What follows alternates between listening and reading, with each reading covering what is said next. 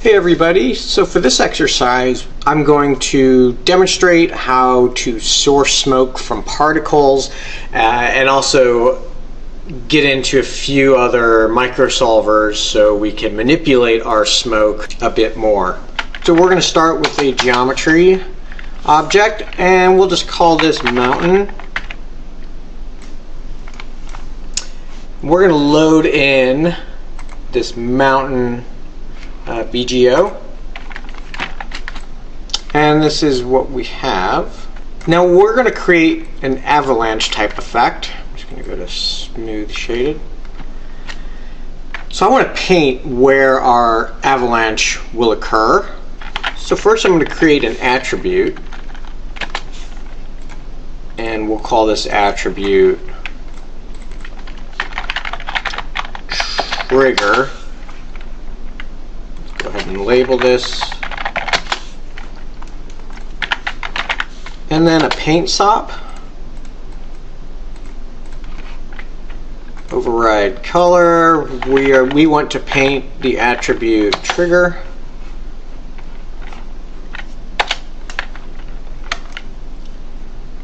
So by default it's just going to be 0. So I'm just going to paint. This is where we want our avalanche to occur. Somewhere. And what we're going to do is we're going to emit particles from this region. So we'll create a scatter. And by default that's going to be scattering over the whole surface, so we're going to isolate it so it's just focused around the region we just painted. Then let's create a pop network,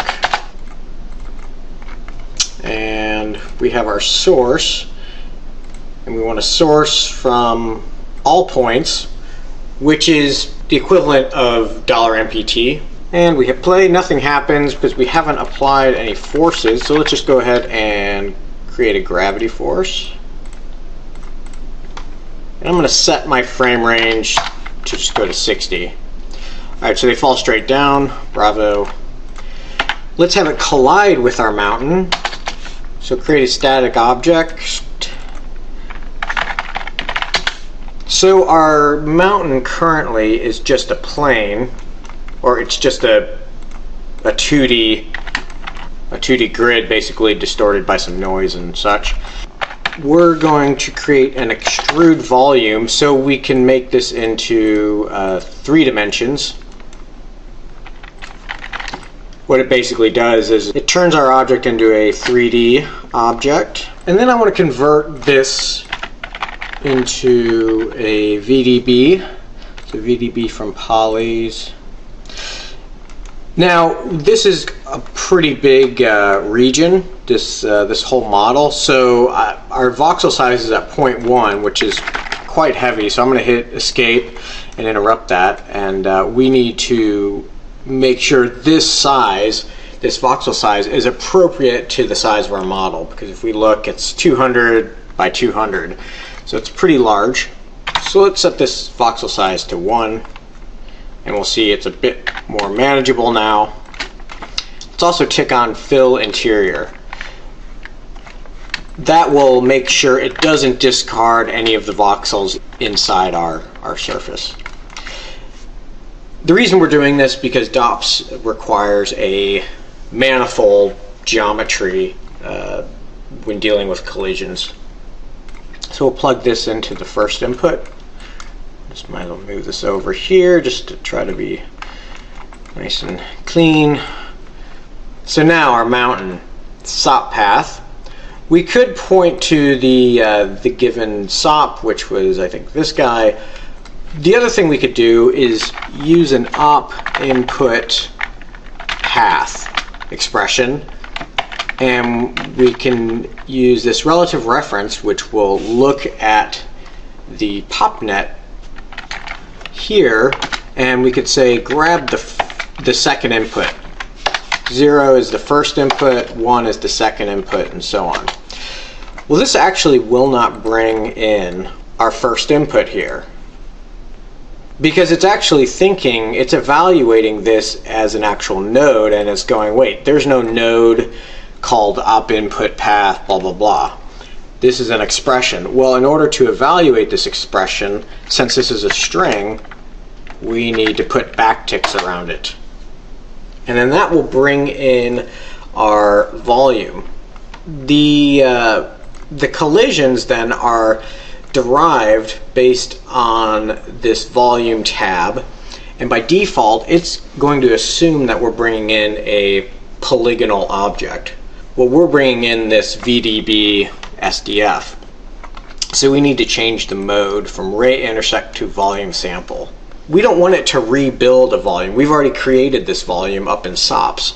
So we can assign a proxy volume. We can just say, you know what, don't even waste your time computing a new volume. We've already done that computation, and it lives in our first input. So I'm just going to copy this, and paste this here.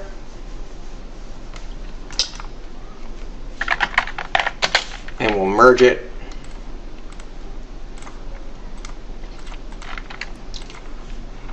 I'm just going to uncheck display geometry.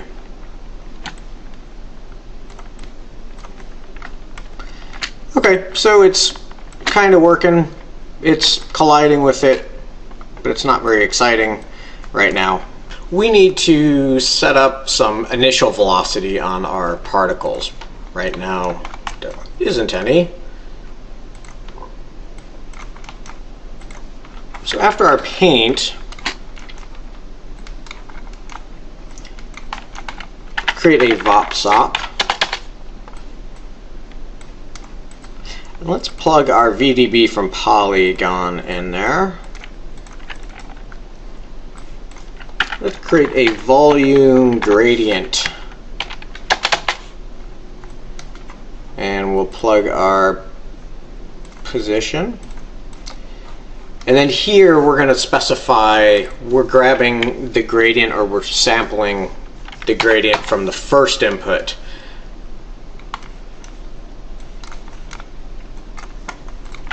Let's go ahead and normalize this, and we want to get the flow direction of our mountain, and we're going to use that to set our initial velocity of our particles. So let's create a cross product here. And then we're just going to create a constant, and we're just going to set this to be 1 in y.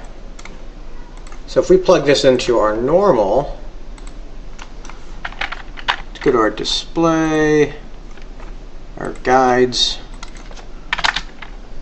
and then in order to get the flow direction, we need to take another cross product.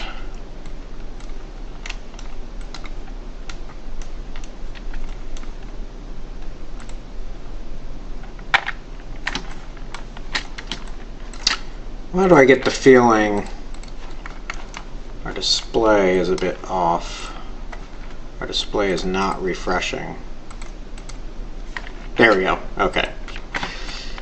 So let me just go back because there's a little bit back and forth. We're just taking an up vector. We're taking the double cross product and plugging that into normal. And that will give us this nice flow direction based on the topology of our mountain. So now when we scatter our points, all our points will have that flow direction.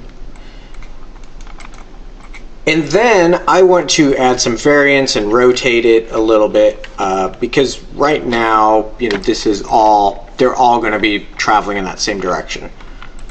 And adding variance is key to doing effects. So we're going to create a VOP-SOP now.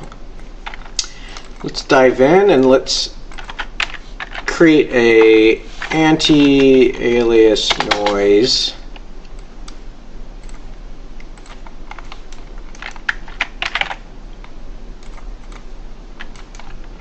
And we'll take a 3D output. We want to add this noise. to our normal, you can see we're getting some variation to it. If we were to turn the amplitude up to something like 10, we don't want the noise to be shooting into the mountain. So let's do the absolute value, because this noise is between negative 0.5 and 0.5. So that way it's all in the positive direction. I'm going to change my noodle configuration. So 10's a bit excessive. So let's something around 3. Maybe turn the frequency up a little bit more. And then we can just add a multiply constant and set this to set this to 5.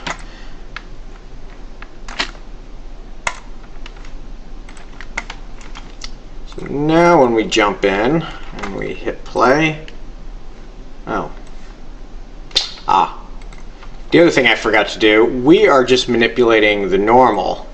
And this is something the old pops used to accept. It used to, if the velocity attribute didn't exist, it would use the normal. Well, in this type of pops, it only looks for the velocity explicitly. So we can do an attribute and just map our normal to our velocity. And so now we have a velocity vector. And we hit play. There. So now it travels a bit more. So the next video we'll refine our pop sim a bit further, and then from there we'll start emitting smoke and things. We're going to refine our particle sim a bit further now. So let's add some variance, 0.5 and up. And we have our particles constantly emitting. Well, I just want to only emit these particles the first few frames. So under the birth tab, let's just set $FF less than 3. And now what I'd like to do is add a bit of bounce to these guys. So we want them to kind of tumble down the mountain. So on the mountain object, we can go to the physical tab and set bounce to 1. That doesn't really have, well, it has some effect. If we turn on our display geometry, they are definitely bouncing. But we can control that bounce using a property pop. We have these two options, bounce and bounce forward. Bounce is the direction normal to the surface, or perpendicular to the surface. Forward is the amount of energy bouncing that is tangent to the surface. That'll travel along with the surface. So we'll keep our perpendicular bounce there, but we'll set our forward bounce to 0.3. The other thing I like to do now is add a bit of drag, or pop drag. Okay, that's a bit too much drag, so we can turn our air resistance down. Now, one thing to kind of vary this drag a bit is we can modify the mass of our particles. So some will travel a little bit faster than others.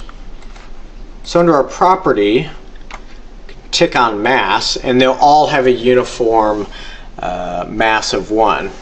In the old particles, we used to just be able to use expressions in here to vary our mass. We now have to use this thing called vex expressions, and we have this drop down guy that says randomize mass, and it puts this this expression in here, which is great. and it gives you by default 0.7 and 0.1, so it'll vary the mass about 30% from each other. Well, I want to do a bit more extreme than that, so let's vary it between 0.7 and 15.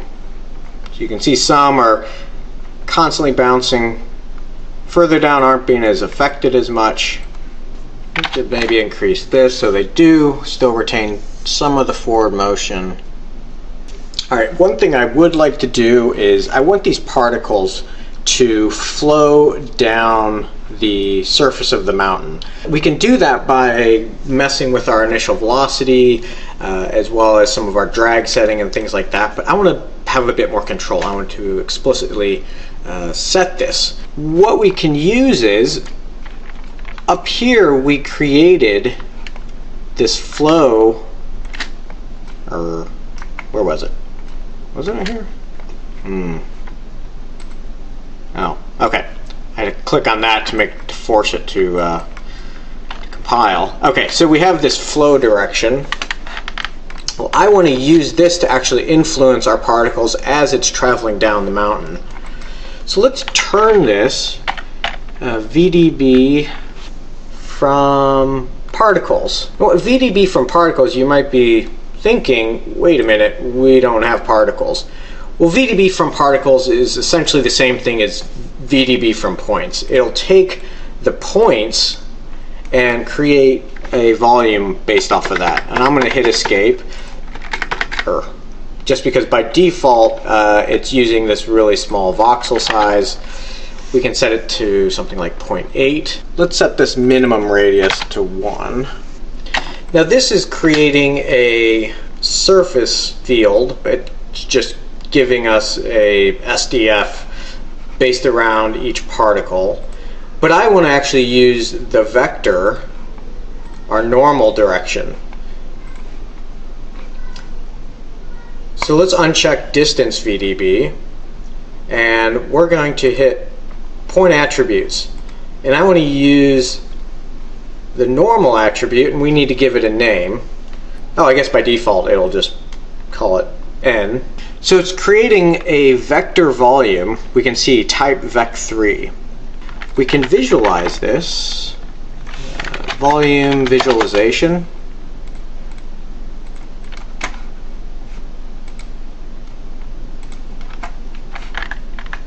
Well, that doesn't show anything.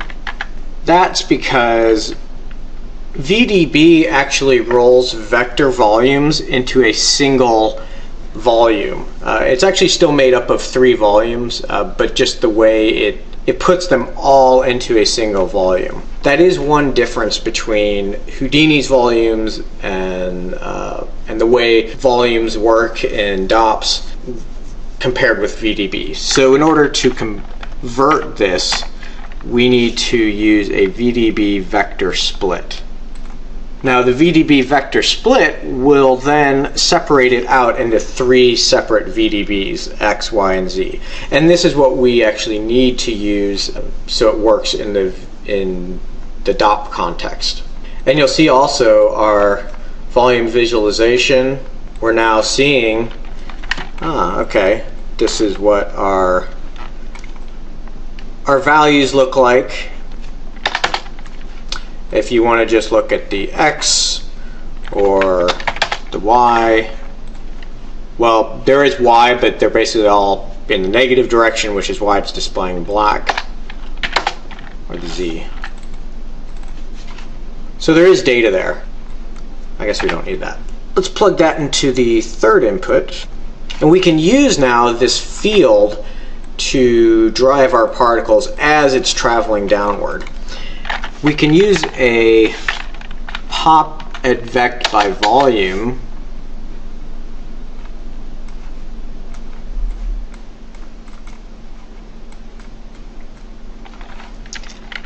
and the SOP we're going to point to is op input path. It's the third input, so we need to put a 2 there. And the field name, it's not called vel, it's called n. If we go back up, we can see it's called N. So that's the volume it's going to look for. And let's set our velocity scale to something like 15. Let's also uncheck ignore mass. And that is, you know what, actually, that is something I completely forgot to do. So the whole time when we were checking to see if our drag was affecting the variance of our mass, it actually wasn't. I was just rushing through and completely forgot to uncheck that. Uncheck ignore mass.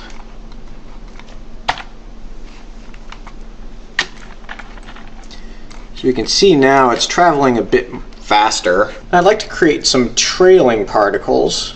So in order to do that, in the old pops we would use a split pop, but now we use a pop replicate.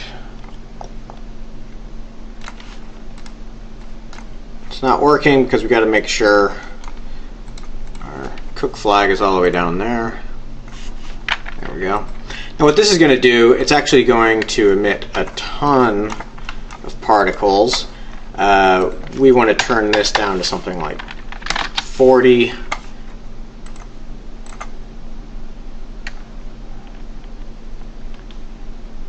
And right now, all those particles will inherit 100% of our velocity.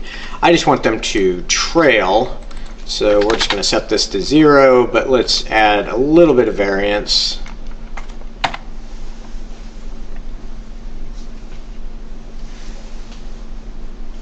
And we'll see, though, that those particles are just going to, well, they're going to collide with our surface, but we want to have it inherit some of the same properties, but we want to apply some drag as well as uncheck ignore mass. I think by default that should be unchecked. That's how it was in the old pops. You would have to tick it out. I'm not sure why they switched that. And let's also create a property pop, and we want to add some variance to that mass. Randomize mass. And let's set the max to something high, because so some of them will travel much faster than others.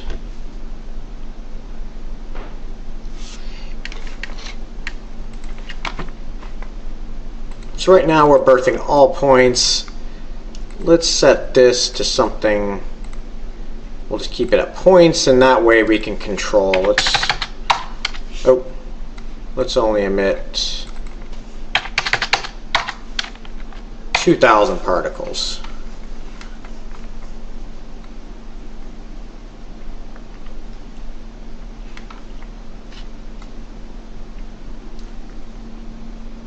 So here, this is our particles tumbling down the mountain. Here's our particles which we're going to emit smoke from. So let's go to the stop level. Now right now our PopNet is bringing out our particles, but it's also bringing out this our SDF here, which we're colliding with in the DOP network. It's bringing out all the objects and their data. I only want to bring out the particles. If we look at our spreadsheet, we can see that it's bringing out both the mountain object and the pop object. Well, I only want to bring out the pop object. So I can drag. You could drag and it puts this syntax here, or you can just strip that out and just say pop object. And now we can see we just have the points. Now to specify just the data we want is geometry. But I think it's all the same at this level. So let's write these out. these particles out.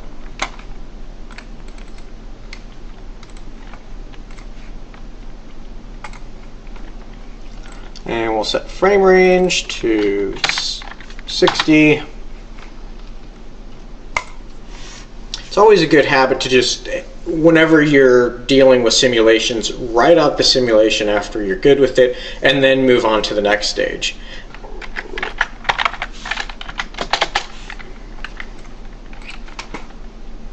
And we can just copy this parameter, paste, copy, relative reference.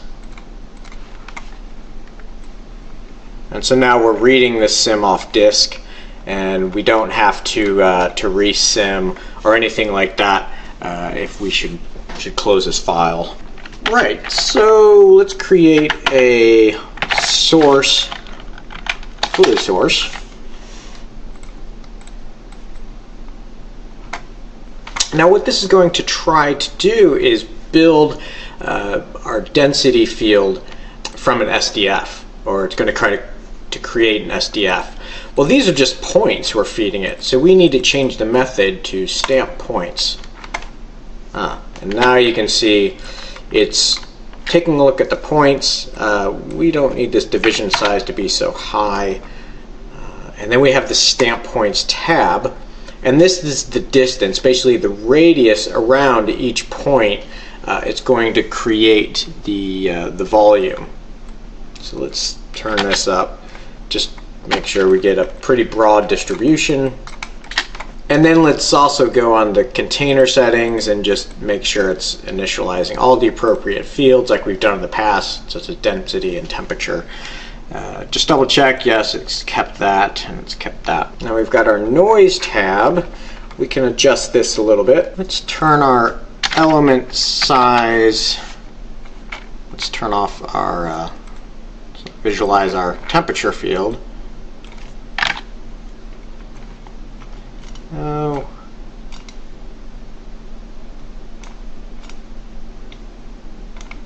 Just to kind of break it up a little bit. And then under the velocity volumes, this is creating a velocity field, as we can see, based off of the velocity attribute that are coming from our particles. Under the curl noise tab, let's add a bit of curl noise to it. And let's turn our amplitude down a bit and the size up a bit. Now the other thing is, right now it's going to emit smoke continually from all these particles. Well, I only want to emit smoke from the really fast moving ones. If the particle is going really slow, such as you can see kind of these guys up here, I don't need it to be emitting smoke. I only want it pretty much from this leading edge. So what we can do is use a VOPSOP, and we can take the length of our velocity, which is our speed, and refit that using a fit VOP in there. And we'll promote both these parameters, but let's just adjust these labels to be min speed,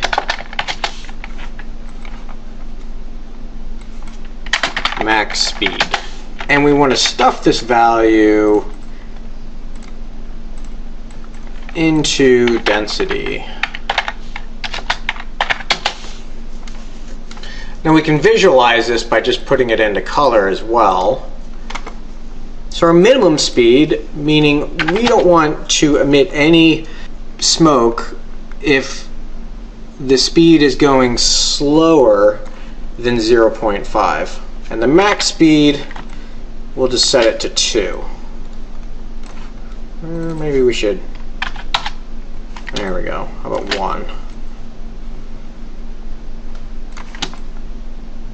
One thing actually I forgot to do with our particles is these particles that are being split, that are being replicated off the the original particles, I want to kill them off much sooner. I don't want them to just linger around forever, because they're just hanging around and we just don't need that. And because the way I developed it and when I was setting this file up is I was killing them off. So let's go back in, and we actually need to do some node surgery to our pop replicate. So we set the life expectancy to 0.4 and the variance to 0.15. We hit play. It looks exactly the same. The particles are not dying off, and that is a reason I am not sure about. Didn't really dig into it too much, except for the fact that it just doesn't work. Or it doesn't work out of the box. I don't know why. So I'm not sure if it's a bug or whatever.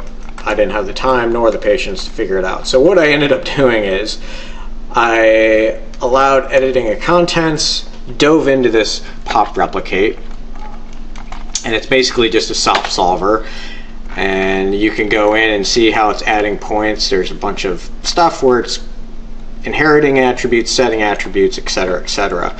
Well, the reason that life is not working, it's saying it's being channel referenced 0.4, 0.15. It should be taking it, but if we go inside here, and this is where it's setting up the life attribute, there's this two-way switch, which is basically checking if the attribute it does exist, then go ahead and perform this operation. If not, then just use the default, which is 100. Well, for whatever reason, this is not evaluating to true. Again, I didn't really have the patience to figure out why, so I'm just going to bypass that, plug that in there. So it'll just automatically use those parameters.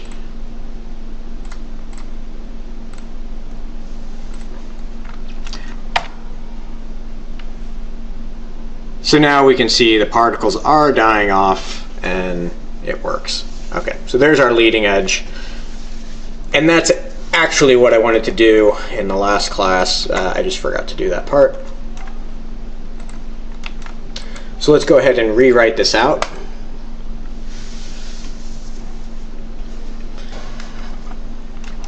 And now we take a look and we'll see this is where it's white is where we'll be emitting density from. This fluid source will pick up the density from this attribute density. So we've set up our emitter. The next video we'll set up the DOP network and begin creating our smoke. We have our emitter here. Now let's create a DOP network. We'll just plug our source into the first input. We'll dive inside and create a smoke object. And we need a smoke solver. We need a dynamic gas resize fluid dynamic. That goes into there.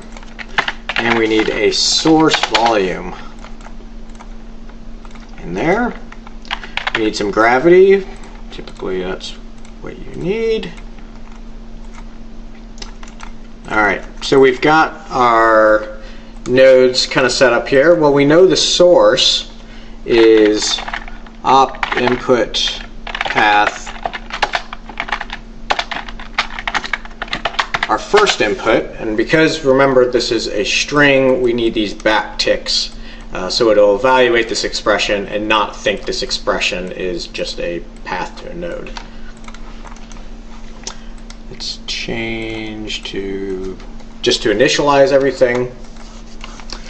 We need to set our box up, but we need to get a sense of our mountain and the scale and all that good stuff.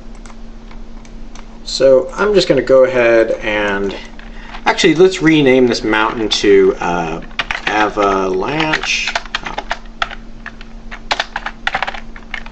Sim. Let's create another geometry node, and we'll call this mountain. And then here we'll create an object merge. I deleted that file stop.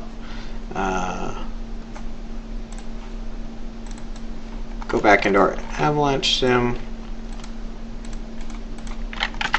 Just create a null. And we'll call this out mountain. And that's what we're going to point to, just so we have our mountain on its own here. Now we can go back in, go into our DOP network, and then we can do ghost other objects. Oh man. Show other objects.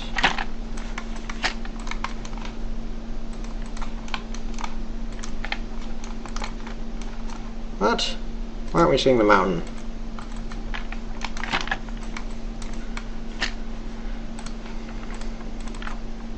There it is. Oh, that's annoying.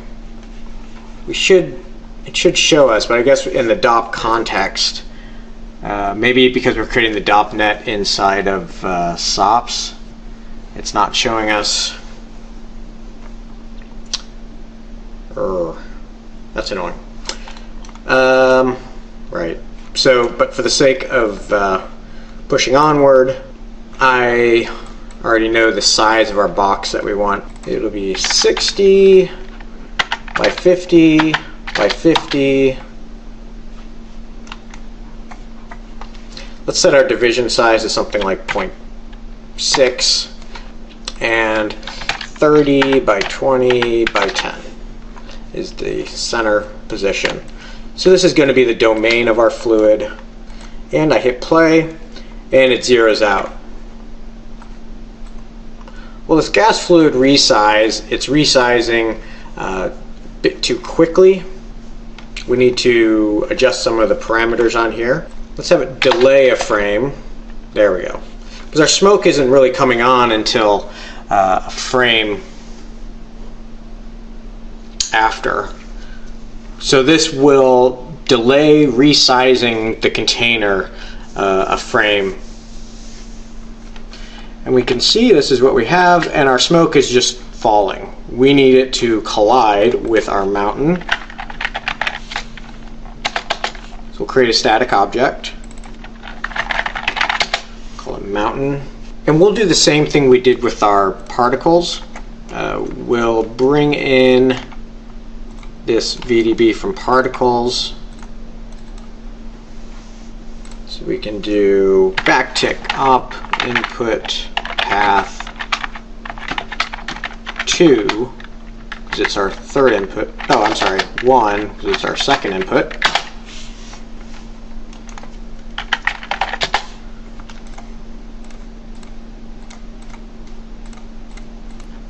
All right, and so it's thinking a lot about that. Well, we also have to define our collision parameters, because right now it's going to think that this is a poly. We already computed our VDB, and we want to just use that as our collision. So volume sample, we want it to sample this proxy volume. And I'm just going to uncheck display geometry. So now we should see our smoke collide. And it seems like it is. Okay. It's fairly low res right now, and that's fine. Again, it's always useful to just start off with something crude and low res just to get the building blocks set up, and then as you start to refine and add things, you can start inching up the resolution of the simulation. Now I want to refine the parameters of our smoke. So I only want to emit smoke when the frame is less than 50. I want to scale the amount of smoke we're going to emit by a factor of 3, because generally an avalanche is quite dense. And now remember, temperature forces the smoke to rise, but I don't really need it to rise. So we can just turn that down to 0.25.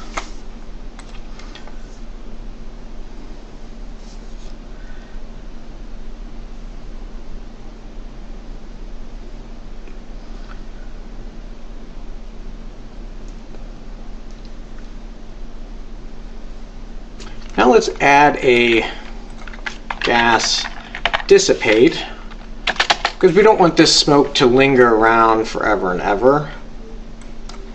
We're going to go ahead and create a merge, because we will be merging like the gas turbulence, and we're going to do a couple other things as well. Plug that in there. So gas dissipate, let's set the evaporation rate, which is how quickly it'll decay.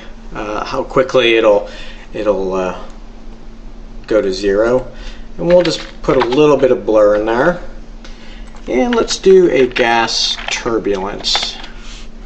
These are kind of just the standard building blocks, and we'll turn the amplitude to 1.5. Let's hit play.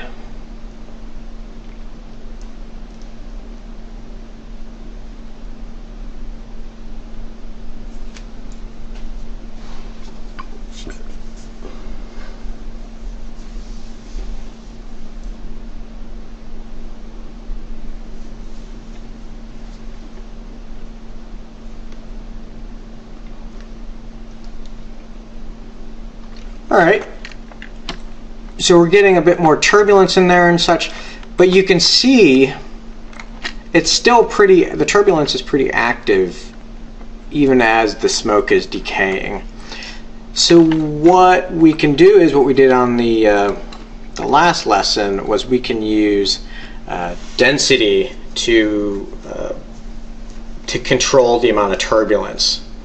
So let's just say when the density is 0.8, meaning it's still fairly dense, but we'll set this to 2.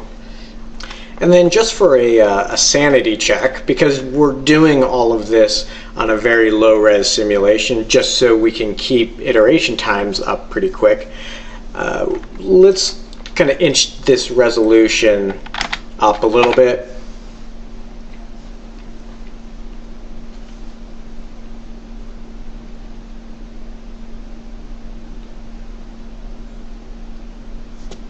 Now these lines here, these that we're seeing, this is due to the collision volume. It's basically colliding with these voxels, and that's why we're getting that stepping nature. But depending on where the camera is, that may or may not be an issue. Okay, so we're getting this leading edge, and we can see though that it is clipping as it's traveling down, because it is going relatively fast. And that's because our padding on our resize needs to be turned up. And because we're dealing with such a big scale here, we're going to need to bump this up quite a bit.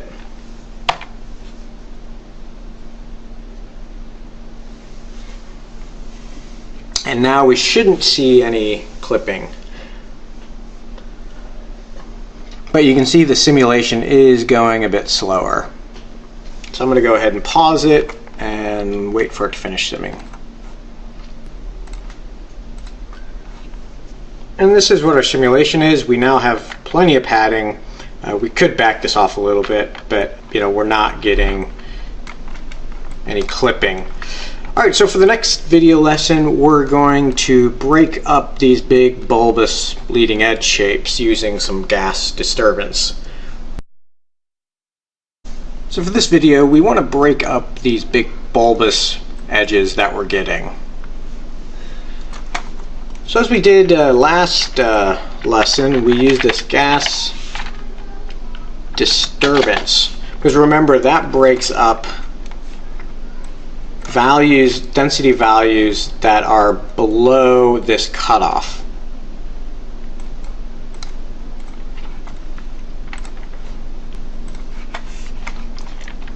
And we'll set the disturbance to something like 10. Oh, and the block size 0.5.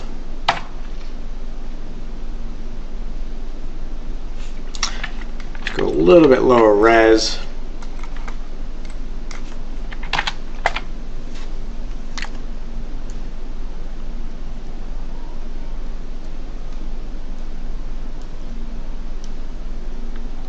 Okay, already I can see that we are getting some more breakup in there.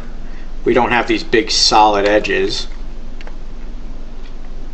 But one thing I would like to do is we have a control field where we can use a field to drive the value or how much disturbance we're getting. Well, the leading edge is by far the fastest part of the sim. It's got the highest speed. The velocity is traveling fairly quickly. I want to use that. I don't want to just rely on density. So let's tick on use control field. Now we don't have a speed field. We have a velocity field. If we look here, okay, we've got density, temperature, velocity. Just like we would on particles or any points that are moving, to get the speed, it's to compute the length of the velocity. That will give you the magnitude of the vector. That'll give you how fast it's traveling. So we're going to create our own speed field. To create a field, we can use the gas match field. Now there's a few different parameters. The field is the name of the field we want to create. So we're going to call it speed. Now the reference field is the field it's going to look up to determine its size and its resolution. You can also point to a SOP instead if you want to use that. But we're going to use our velocity field as our reference. The rank is the type of field. Velocity is a vector field, but the speed, we're just going to be putting one value in there. So we're going to have that as a scalar field. A scalar field is just a single value. Vector is 3 values. Matrix field is 8.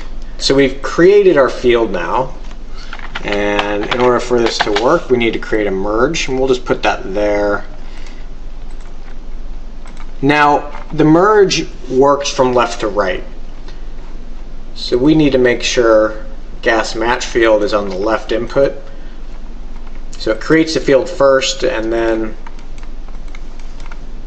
we can apply it to our disturb. So if I reset and then step 1 frame, oh, why doesn't it say we have our speed field?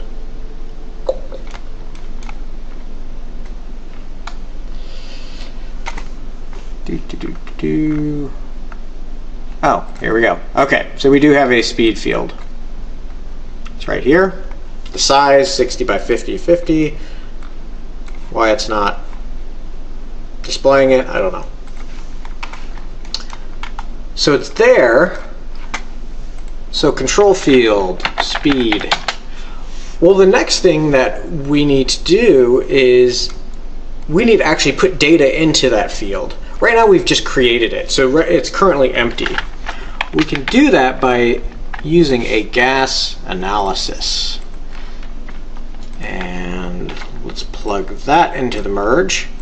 Now again, left to right, so gas analysis, that will compute various things on a given field, and you can store whatever that value is into the field you specify. So we want to compute the length of the velocity and store it in our speed field. So our source field is velocity. Now what do we want to do? Well, there's a few different things you can compute. The gradient, curvature, etc. Length. We want to compute the length of our velocity, and we want to store that in our speed field, which we created. Now it would be great to view the values of our speed field. So to do that, we can use a scalar field visualization. Now this will plug into here. So this will visualize whatever field you create here. Show guide geometry, use plane.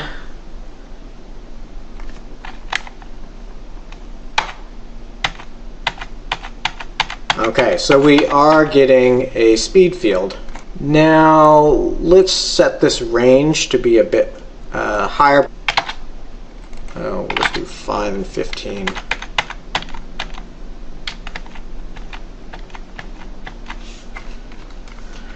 So if I were just going wireframe mode, we can see where it's red, it's by far the hottest, or it's by far the fastest. And that is our leading edge. So I want to use this to drive our disturbance. So we need to set the control range. So what values is the disturbance going to be 0, and what values is it going to be 1? Well, let's do 12. 12 and 5, I think that looks good. We'll just say 0.8. 0 is how much this field overall will influence the velocity. 0 means it won't influence at all. 1 means it'll take 100%. We'll put 0.8.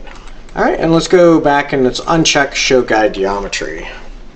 And let's go to our smoke object and let's turn the resolution up quite a bit to 0.3.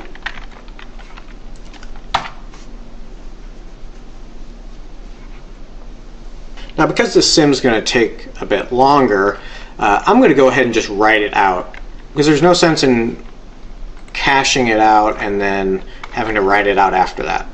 So we're kind of at that level now. I'm going to create a raw output driver.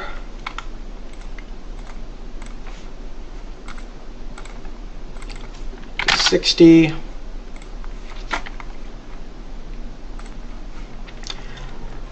And the other thing I want to do is, depending on how much RAM you have on your machine, that's writing it out, but I'm going to uncheck cache simulation, just because when you start dealing with higher res sims and you're writing it out, you don't need to cache it. It says it's going to limit it to 5 gigs, but I've had issues where it'll just still crash out my Houdini scene. Let's go ahead and save our scene as well, in case you do crash. And let's hit render. And I'm going to pause it. And the one thing I completely forgot about doing, before we render it, we actually need to do a dop import fields, because right now it's just going to import all the objects similar to what we had in our pops. I'm just going to drag our DOP network in there, our smoke object 1,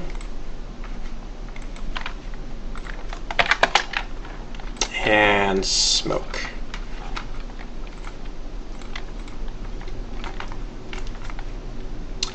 And then I'm going to hit render. And I'll pause it. Alright, so this is what we have.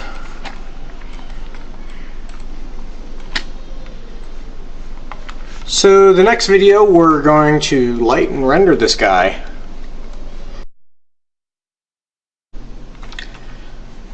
So we have our simulation and we want to light and render this now. So let's first create a camera, and I'm just going to hold the control key because I think this is a pretty good position to render from.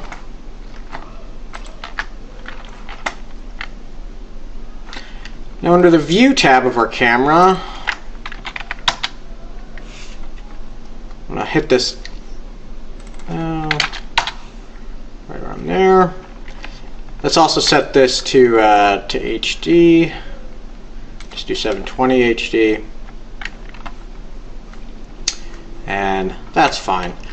Now I'd like to create a skylight. So under our lights and cameras, let's just click on skylight. Then under our skylight, basically this creates a big sky dome and it places this sunlight object .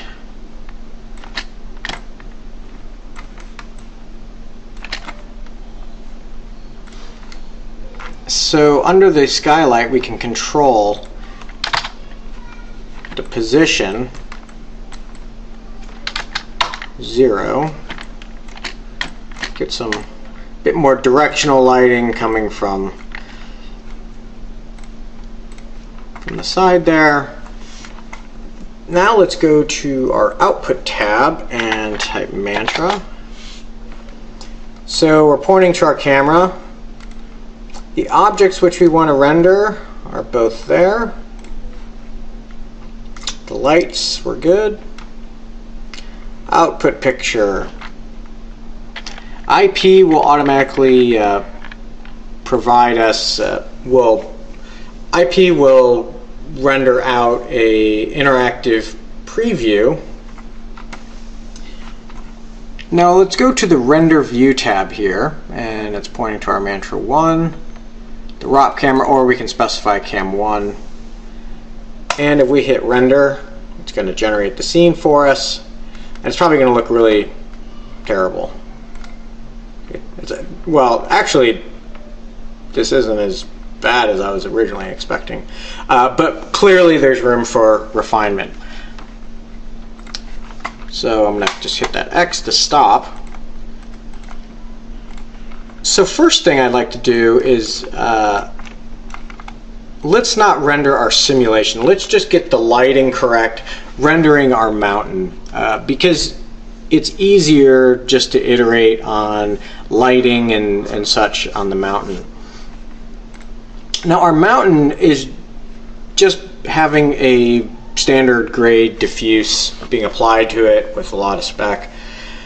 Let's assign a shader to it. So under the material palette, let's create a mantra surface, and we'll just push that button there, and I don't like how, no.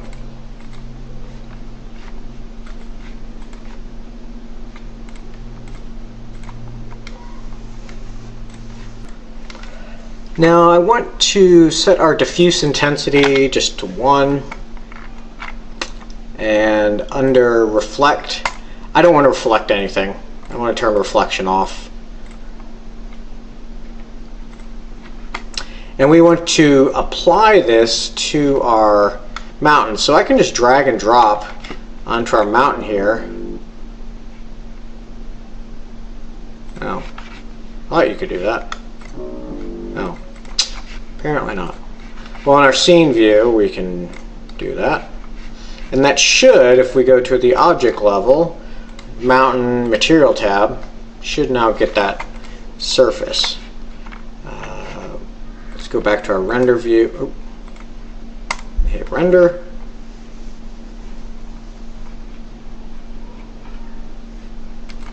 Okay, so we know we're not reflecting anything.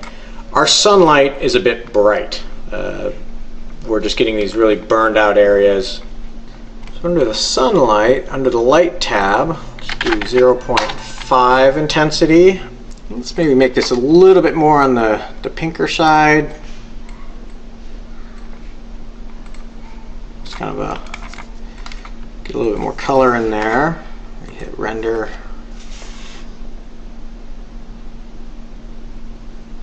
Okay, so that's getting a bit nicer. Shading. Now our snow is really flat, so let's go ahead and add some displacement. Under the displacement tab, let's do enable noise and hit render. And we'll see what we get. Now it's going to take a little bit longer because it's got to do the displacement. You can click on an area just so it can. Okay, so now it's getting some roughness. And, you know, for the sake of what we're doing here, I think that's fine. It's just to give our mountain a little bit of texture. Like it's covered in snow. We could maybe turn the scale up a touch. Just get a little bit more definition.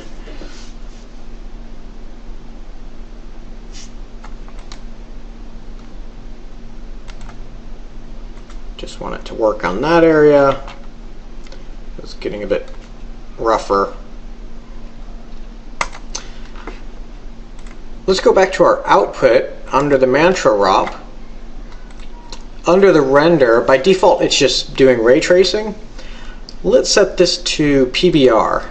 And what PBR is like the global illumination physically based rendering. So it'll do some nicer light distribution. Oh, I clicked. Well, we can just render. If I hit render on the ROP instead of there, you can see we've got some nice shading on there. You can click anywhere in the viewport and it'll render. So yeah, that looks like snow. Yeah, I buy it.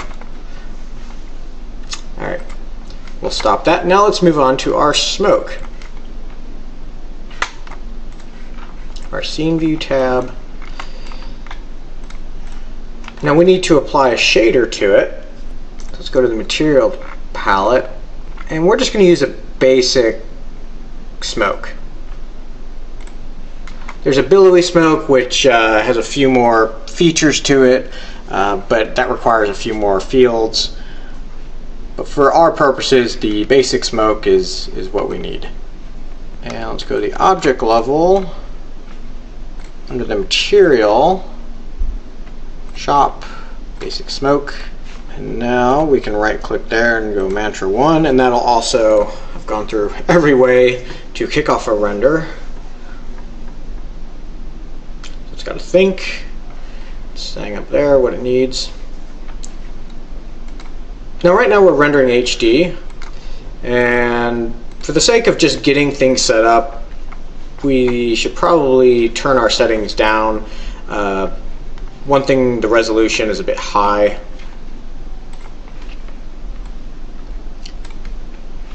We don't need to go higher res until we start getting it closer. So let's do half res. So that'll speed up our renders by a factor of 4.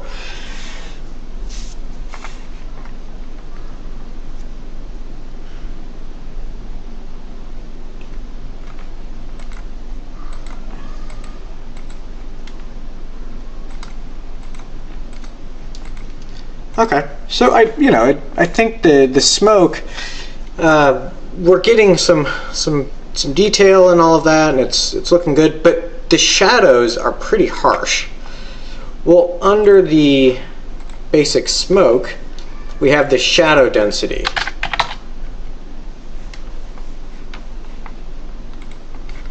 So I'm going to hit that reel button again.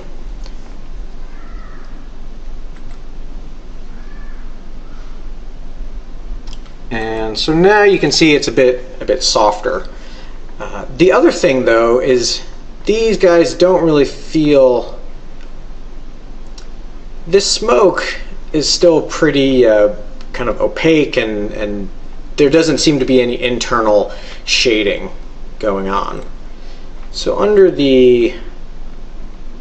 on our outputs, under the mantra shading tab, we're not really doing any reflecting or refracting, so we can just set those down.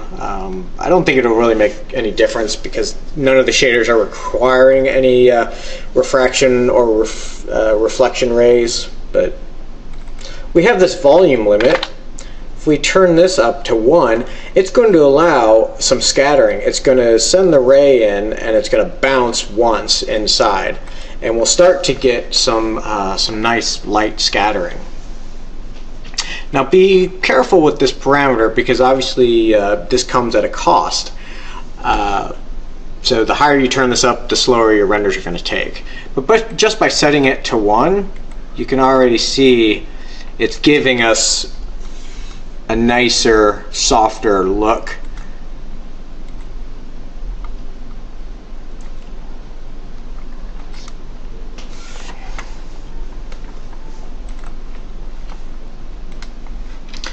If we set it to 2, kick that off.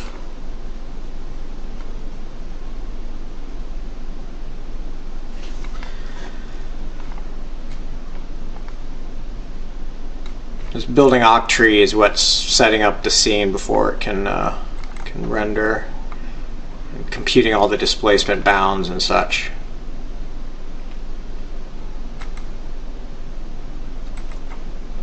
So the difference between 1 and 2,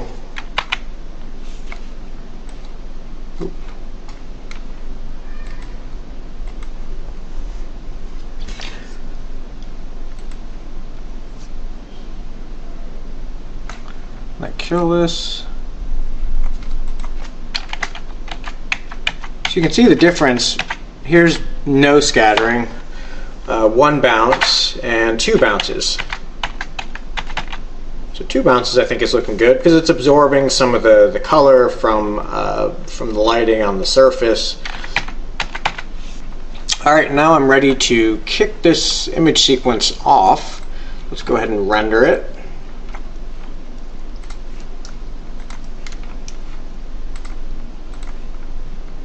And 1 to 60.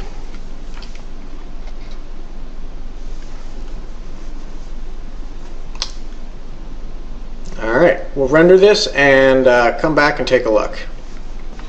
Alright, it's finished rendering and this is what I got. So I think it looks pretty promising. Obviously we could increase things such as the sampling and stuff as we're getting noise up there, but this is just a brief introduction to kind of rendering your volumes. And okay, alright, thanks.